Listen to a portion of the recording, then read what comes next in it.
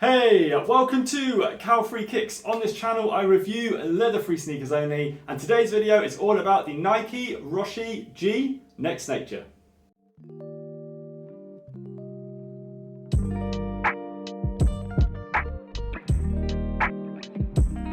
Welcome to the channel. If you are new, if you've not seen one of my videos before, I always look into 5 different categories when I review a pair of sneakers. Then at the end of this video, I will give these Nike ROSHE or ROSHE Gs, G stands for golf, Next Natures, and overall rating out of 5 stars. Whilst you are watching the video, if you like what you see, please do not forget to click the little thumbs up like button below on your device.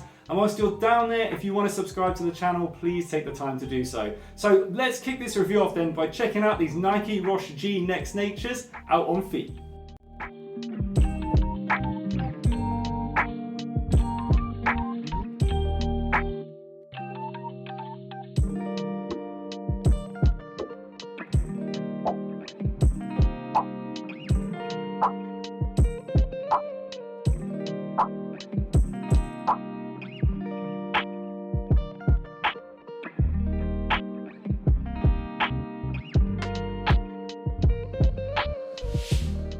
To me, the Nike ROSHE or ROSHE Runs, which this one is based on, this one looks a little bit more like the ROSHE Run 2s, are an iconic sneaker. To be honest, they've come back in the form of a golf shoe, which a lot of people might be put off by, especially the previous version to these, just the ROSHE Gs. They had spikes on the bottom and they didn't look as lifestyle-like as these ones have here, with the Next Natures that are called that because this one is made from 20% recycled materials by weight. At least with this sneaker, you don't have those standard spikes that you would find on golf shoes, and they've made them more like a lifestyle sneaker you can definitely get away with wearing every day because the traction on these is really good and it doesn't look to me like a standard golf sneaker. Now, like I said, 20% of the sneaker is made from recycled materials. That starts with this Flyknit upper that you get with the ROSHE Runs. A lot of the recycled polyester is going to be in this upper of the sneaker. It's a very simple design, the ROSHE Runs, but I do really like them. I've loved them for years. You get the swoosh detailing on the midfoot with some TPU overlays, some round laces with some round lace loops, and a little bit of a tongue pull at the top of the tongue. Now, the tongue on these is gusseted on the inside, which means it's woven in, and you kind of got a sock-like fit to these when you put your foot in, and that is to stop any debris from getting in the shoe while you're golfing, or to be honest,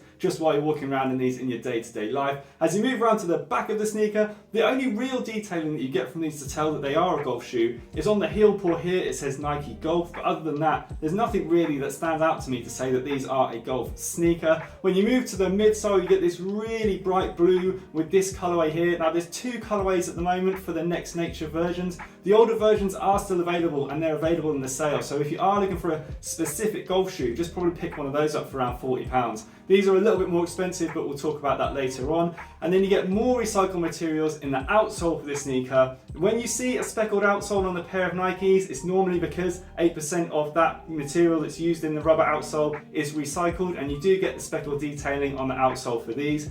Overall, I think they look really good, especially with this slightly spiked outsole. You can see from the profile of the shoe that they don't really look that much like a golf sneaker, and the amount of additional traction that you get from this rubberized grind outsole really is great, and they do really feel good in wet conditions. Now, moving on to their comfort, I want to put this midsole to the test on my back doorstep.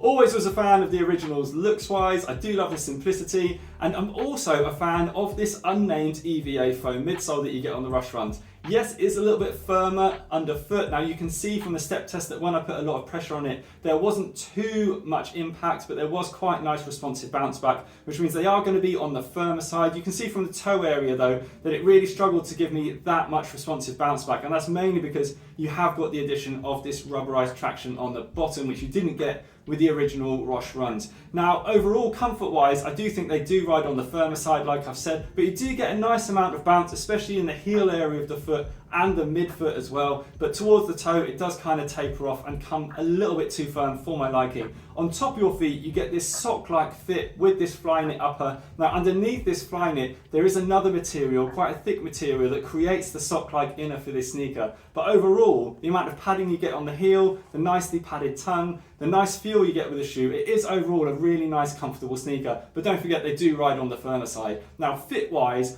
I'm a perfect length UK size 10, but my feet are slightly wider than average. I found the toe box on these a little bit snug lengthwise and also widthwise. So if you are concerned, I would definitely go half a size up. I quite like the snug fit that you get with these ROSHE runs because I think it adds to the comfort. But again, if you're concerned about fit and you are kind of in between sizes and you do like a little bit more room in the toe box, definitely go half a size up. But overall, a really nice comfortable sneaker. Now I want to move on to their weight, where I'm going to pop them on the scales.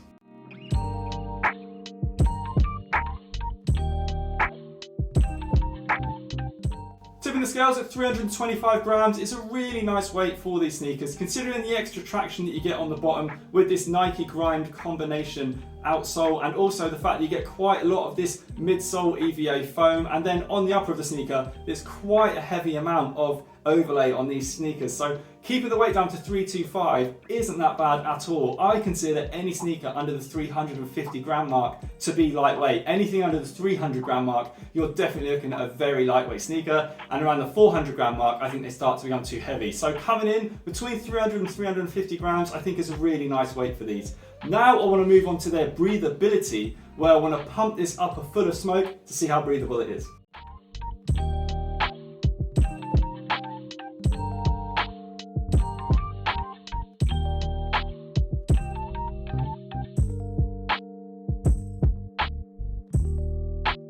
Whilst there's a really well perforated fly knit upper on this shoe, as I mentioned in the comfort section, that is doubled up with a layer of kind of well cushioned fabric underneath that unfortunately has dampened the breathability performance of these ROSHE G Next Natures.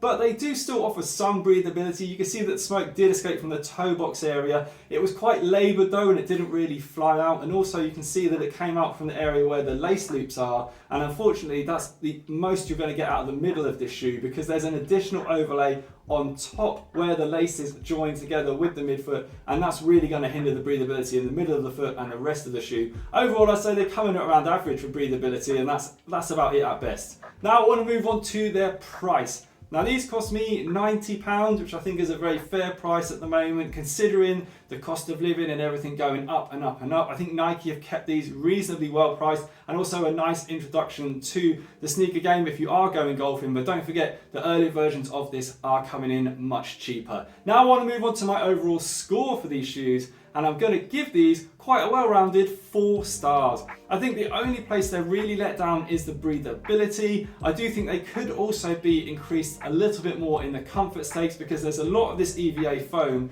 Whilst they're nicely comfortable, I do think they do ride a little bit too much on the firmer side. I've always liked them looks-wise, and I think the price is quite reasonable too. So all round, a really nice, good 4 stars. Now, if you've liked what you've seen today, please do not forget to give the video a thumbs up right before you leave. As I said, you can subscribe, drop any comments below, possibly follow me on Instagram, and hope to see you again soon. Bye.